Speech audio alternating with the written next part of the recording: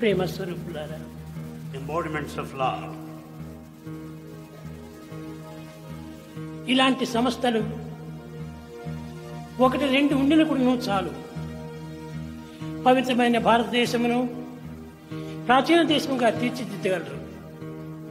It is enough if there are one or two such type of organizations to emancipate and redeem our country to the pristine ancient glory. వీరి చర్యలతో పాటు హృదయాలు కూడాను చక్కగా మారిపోయినవి. Not only their actions, their hearts have been totally transformed.